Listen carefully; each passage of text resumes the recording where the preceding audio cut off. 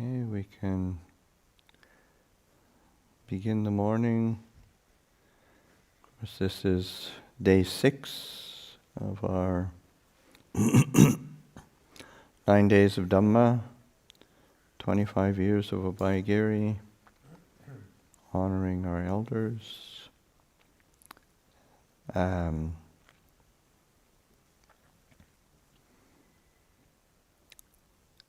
Beginning our day of practice with settling the mind,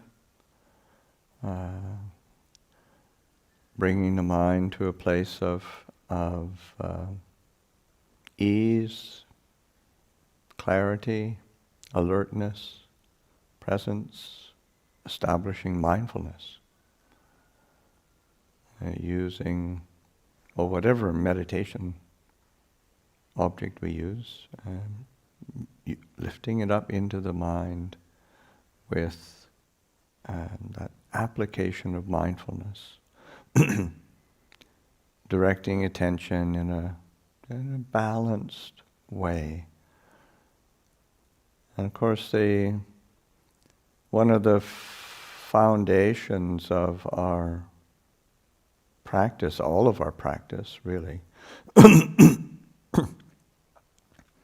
is this aspect of balance, a sense of evenness or just rightness, and I think one of the hallmarks of the this sense of balance and ease is paying attention to relinquishing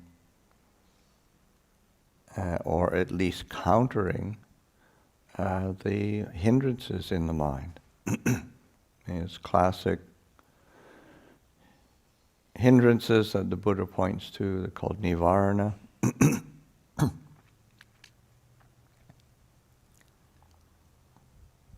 Sense desire, ill will, sloth and torpor, restlessness, worry, and skeptical doubt.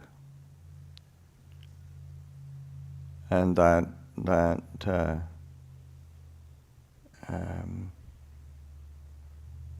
recognizing that when we do establish mindfulness, there is an ease, but we do need to relinquish or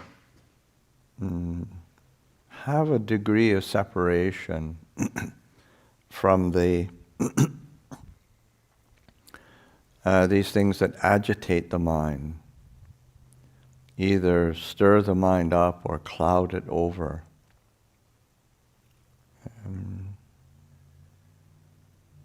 When the Buddha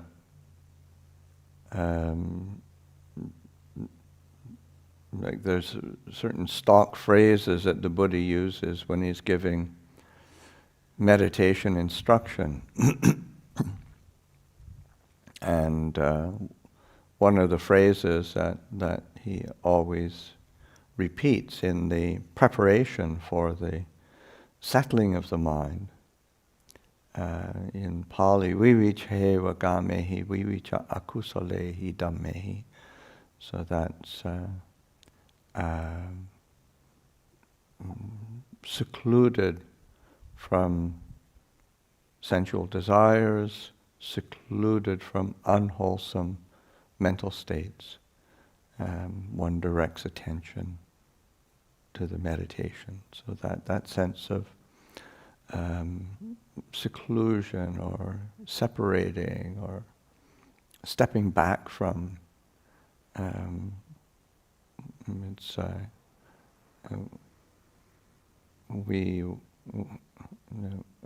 root word is viveka, so that sense of a certain solitude or seclusion. But it's a seclusion from the sensual desire stirs up the mind, and the various varieties of unwholesome qualities that plague the mind, so that these 5 hindrances, these 5 nivaranas, are a traditional framework for investigating that. And because they are, all of them are, they're hindrances, they obstruct the mind from its inner well-being. And also that the Buddha is quite specific, and to me it's quite very beautiful how the Buddha said, when we say relinquish or deal with these hindrances skillfully, what comes up in the mind is happiness. And and there are many discourses where the Buddha, in speaking about meditation and speaking about settling the mind, samadhi, said the happy mind is easily settled. The happy mind is easily concentrated. So that learning how to relinquish the things that obstruct the mind so that it opens the doorway to well-being and happiness. And so there's a certain delusion that if only I could get what I want, if only I could gratify this desire, if only I could get the sight, sound, smell, taste, touch, I would be happy. But it doesn't take that long of living in the human condition to know that it's pretty endless and doesn't have any end. And the image that the Buddha uses for sense desire is it's as if someone were in debt, and that's and as long as one is in debt, then one doesn't feel at ease, one doesn't feel comfortable.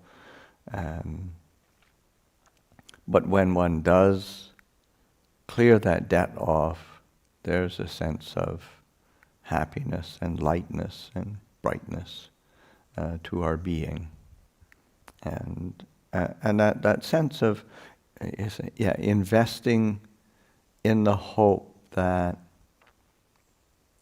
sense desire, following our desires, getting what we desire, getting what we want, is going to make us ultimately happy, is like being in debt. It's just, if only I take out a new loan so I can pay off my old loan. It's just an endless cycle, and isn't very settling, isn't very satisfying. But paying attention to, okay, how do I pay that? How do I pay that debt off? And oftentimes sometimes it's just as a simplification of one's life, and so similarly, a simplification of one's life, simplification of one's outward, that moving out into the world of the mind, realizing, that constant moving out is like keeping me in a cycle of debt.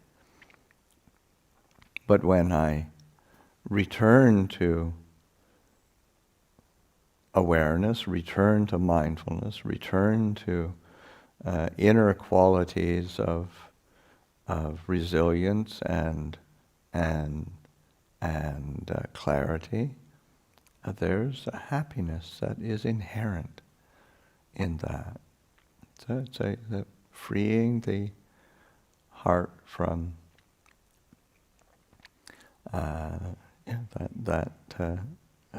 hindrance of sense desire is a source of happiness.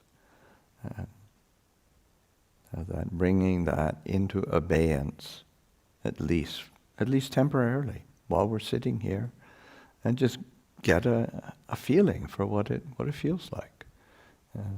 What does it feel like? What's the experience? And the hindrance of ill will, the Buddha, it's like having a fever, being ill, being sick with a fever, and one just feels completely out of sorts. One can't eat properly. One can't sleep properly. One is suffering. But when that fever breaks, when that illness goes away, then there's a sense of happiness. So that ill will, aversion, irritation is like a fever. It's like an illness, and to be able to relinquish that, to step back from it, to be secluded from that impulse, brings happiness, and the mind is easily settled. It's easily becomes very spacious. The hindrance of sloth and torpor, the Buddha compares it to being in jail, being in prison.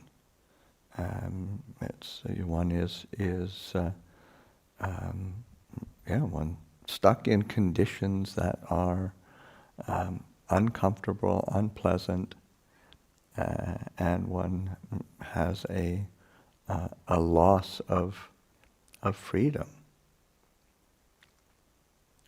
So but when one is, say, released from prison, released from jail, there's a happiness that one experiences.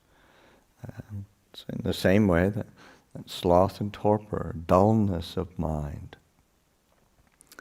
that kind of lassitude of mind, it just is kind of dull, doesn't care, doesn't take an interest in things. It just is it's like being imprisoned. But when we are able to, say, lift up kind of energy, apply the mind skillfully, we can bring a sense of freedom and spaciousness into the heart. And there's a happiness there. So just attending to these things that bring well-being and happiness. As that secluded from sensual desire, secluded from unwholesome qualities, the mind becomes settled. Restlessness and worry, this constant need to think, to proliferate, to plan, to assess, evaluate, have an opinion, it just goes on and on. There's this restlessness. What about tomorrow? What about next week? What about this? What about that? What about yesterday? What about? Because it's just mind jumping back and forth, restlessness, worry, and that is the mind is agitated. It's unsettled. And the Buddha compares it to like being held in bondage, held in slavery, held in indentured servitude. One doesn't have freedom. One doesn't have the ability to choose. One doesn't have the ability to go where one wants and do what one wants. And so that similar situation with that restlessness and worry, being able to relinquish, to let go of that habit of mind. And there's a happiness when one is able to direct attention to that which is skillful, direct attention to that which is actually soothing, satisfying, illuminating to the heart. One has the freedom to do that. So just to be able to step back from, to separate oneself from those, it's a habit. It's not intrinsic to the mind to have desire, ill will, sloth and torpor, restlessness, skeptical doubt. It's not intrinsic. It's a habit. Recognizing, okay, we can change our habits. We can cultivate skillful qualities. Skeptical doubt. The Buddha compares it to being on a journey in a wilderness, and the path, the trail, is fraught with all sorts of uncertainty and danger. But when one reaches one's goal safe and without any loss of one's life or one's goods, one is happy. So that similarly, that freeing the mind from skeptical doubt, freeing the mind from that constant sense of, what's right, what's wrong, should I practice this way, well, what's the point of practicing anyway, what's the point of doing this? And that doubt kind of sucks one's energy out of the heart. And it's hard for the mind, the heart, to be really bright and experience well-being. And so our releasing the mind from these hindrances is a great source of happiness and well-being. And also, just as we release and relinquish, starting to gain a confidence in the well-being that does come from the mind that is alert, that is attentive, that is present with what it's doing, that is clear and spacious, recognizing that truly is it's a refuge, and